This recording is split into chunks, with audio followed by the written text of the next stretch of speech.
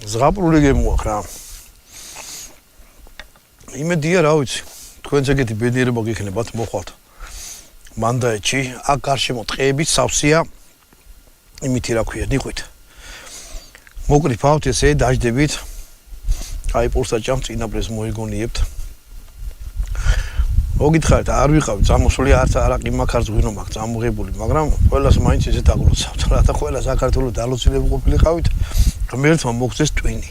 ხო ესეთი რაღაცას გაუფრთხილდეთ და ბრენდი გავხატოთ და შეგვინაღ ღმერთმა მოგწეს ყველაფერი და არავითი რა სიტყვები არ მყოფა.